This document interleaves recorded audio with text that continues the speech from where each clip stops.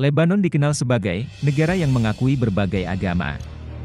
Sayangnya, keputusan mulia itu dinilai oleh banyak kalangan malah membuat negara Lebanon susah mengatasi konflik dan krisis. Lebanon adalah negara kecil yang berada di kawasan Asia Barat yang luasnya hanya 10.452 km persegi.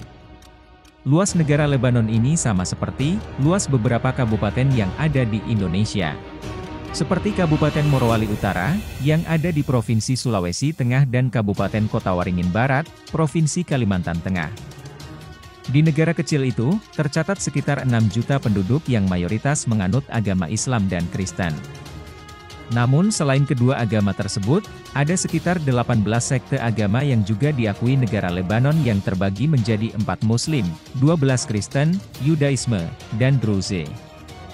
Untuk menjaga stabilitas di negara tersebut, Lebanon yang merdeka pada 22 November 1943 dari Perancis itu, membagi kekuasaan berdasarkan sekte-sekte tadi. Walaupun negara itu memiliki sistem pemerintahan parlementer, pada praktiknya sistem yang dilakukan lebih mengarah pada konvensionalisme. Konvensionalisme ini, membagi kekuasaan pemerintahan pada kelompok-kelompok agama yang ada di negara Lebanon.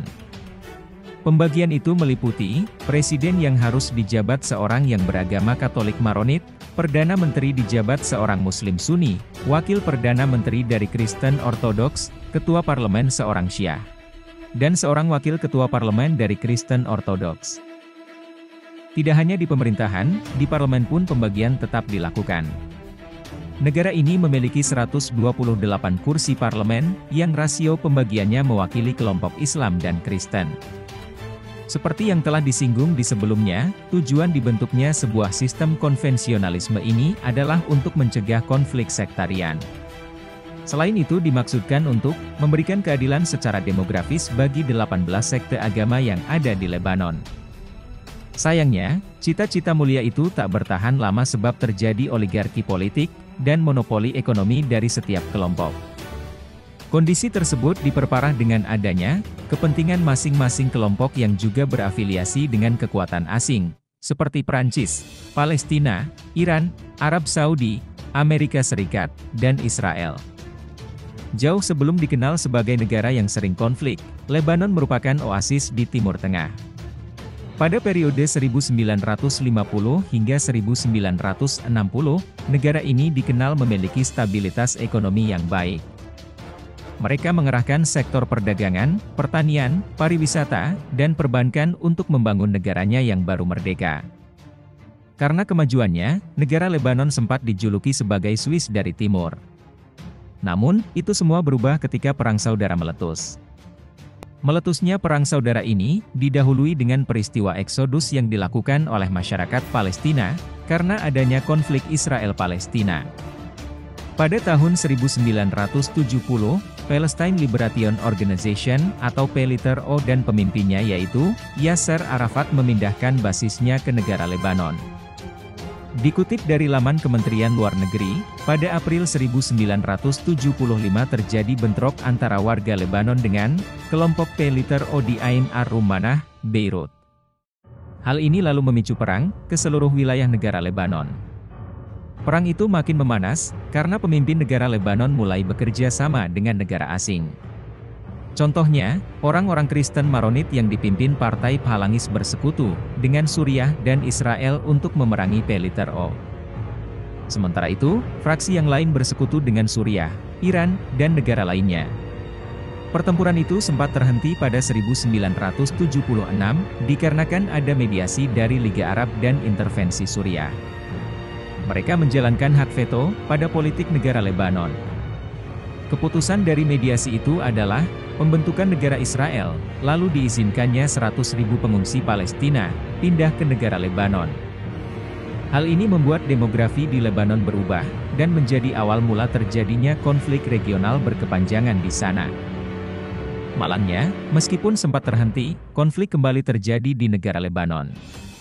Pertikaian negara Palestina dengan Lebanon, berlanjut di Lebanon wilayah bagian selatan yang telah diduduki PLITRO sejak 1969. Hal ini bertentangan dengan kesepakatan Kairo, yang juga ditandatangani oleh pemerintah Lebanon. Perang ini telah menelan ribuan korban jiwa, sebab terjadi sejumlah pembantaian.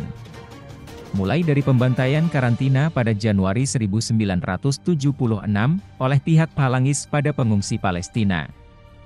Kemudian pembantaian Damour pada 1976 oleh P. O terhadap orang Maronit, dan pembantaian Tel el-Zaatar pada Agustus 1976 oleh Phalangis pada pengungsi Palestina. Kemudian pada 1978, negara Israel kembali memberikan dukungan bagi tentara yang beragama Kristen monorit di Lebanon bagian selatan. Mereka melatih, mempersenjatai, memasok senjata, dan mereka juga menyediakan seragam bagi para tentara. Penyerbuan negara Israel ke Lebanon pada 1978 dan 1982 menyebabkan setidaknya 20.000 orang tewas. Selama masa perang saudara sendiri terjadi, jumlah korban yang tewas diperkirakan mencapai 150.000 orang, yang merupakan warga sipil Lebanon dan Palestina. Konflik baru mereda pada 1989, setelah seluruh wakil kekuatan politik, partai, dan sekte keagamaan sepakat mengadakan rekonsiliasi nasional dengan nama Taif Agreement. Kesepakatan ini disponsori Suriah dan Arab Saudi. Akan tetapi, masalah-masalah di negara Lebanon tak hilang begitu saja. Belakangan ini, negara Lebanon terseok-seok secara ekonomi. Dilansir dari BBC, banyak bisnis di negara tersebut terpaksa memberhentikan karyawannya. Akibatnya, harga bahan pokok yang melonjak. Apalagi sejak pandemi COVID merebak, harga barang makin tak terjangkau masyarakat. Hal ini menyebabkan negara Lebanon mengalami krisis pangan besar. Warga Lebanon pun melayangkan protes pada pemerintah atas kondisi ini. Itulah alasan mengapa negara yang dulu dijuluki Swissnya Timur sering dilanda konflik hingga terjadi perang saudara. Semoga video ini dapat menambah wawasan kita. Dan support terus channel ini agar dapat berkembang dan menambah wawasan kita.